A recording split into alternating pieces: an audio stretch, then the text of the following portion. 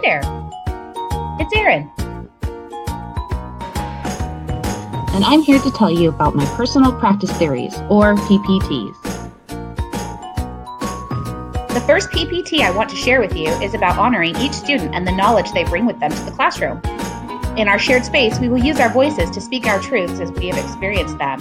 Each child brings to the classroom a wealth of knowledge and life experience, which are the basis from which we will begin our educational journey together.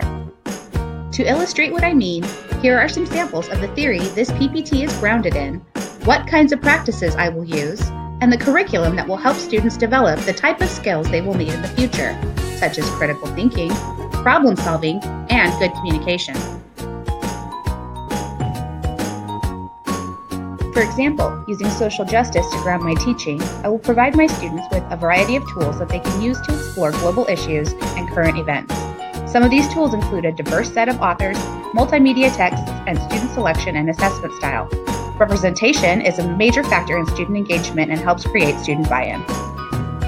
Why is this one of my PPTs? Historically, in public education, certain cultures and practices have become the hegemonic narrative of this country, while others are routinely marginalized. As a teacher, it is my job to give my students as many opportunities as I can by exposing them to a variety of perspectives, cultures, genres, and multimedia technologies. Students need ownership of their learning. So what does this look like in my classroom? Each student brings with them funds of knowledge. When we share our knowledge with others and find a practical way to apply these knowledges, we all win. Students broaden their perspectives and feel that they contribute meaningful ideas to the class, which can increase engagement and feelings of ownership and belonging. The second PPT I'd like to share with you is that students need support in all areas of their lives, and some of our students need our support and a lot of love. Kids don't learn in a bubble. If their basic needs aren't being met, they will not be able to learn. We have to attend to all of their needs, including life skills, social and emotional coping skills, resources for the future or right now, and much more. What does that mean to me? I am passionate about social and emotional learning. These students are becoming young adults who need to have strong life skills. In my classroom, we will work together to develop their emotional regulation, interpersonal skills, resilience, goal setting, relationship building, and more. Too often, we miss opportunities to ask our kids how they are doing, if they need anything, and how we can help. I believe in serving the needs of the whole child. I was blessed with a lot of personal and professional support growing up, and I want to pay it forward. I strongly believe in Maslow's hierarchy of needs, so when my students struggle, it is my job to help. In my classroom, I may not be able to solve all of my students' problems, but I can provide a safe space where students can be free to be themselves without judgment. I want to provide a welcoming space where my students feel seen and heard.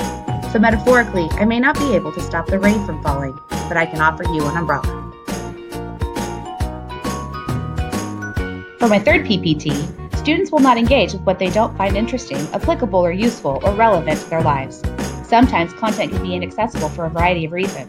As an educator, it is my responsibility to create space within the curriculum to connect with students, make the content meaningful, and engage with them in discovering concepts and developing fluency. Much like my first PPT, this one is also heavily grounded in CSP. Constructivism also influences this PPT because student-driven learning develops their cognitive pathways that help them not only learn content, but also strengthen transfer to new ideas. As an example, in the classroom, technology can prepare students for college and career and provide a different access point to the content. When I was in secondary school, my teachers rarely used inquiry or collaborative learning to deliver content, relying instead on direct instruction only.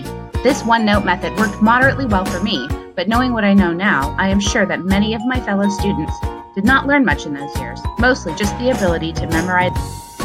Similarly, in my previous career, I had aspects of my job that were less than inspiring. When I knew the greater goals of why I was doing something, I could more readily commit myself to more mundane tasks. But when the tasks seemed meaningless, I didn't always need to know the why too. In addition, research shows that using culturally relevant text, ideas, and practices are more likely to garner and sustain student engagement. Using a constructivist approach to designing lessons and culturally relevant texts and practices enriched. I find this quote by Kieran Egan to demonstrate that content must be relevant to our students and presented in a way that sustains their engagement. In my classroom, I intend to encourage students to bring outside texts into the class so that I can get to know what motivates and excites my students and help develop ownership of their education journey. Stay tuned for part 2.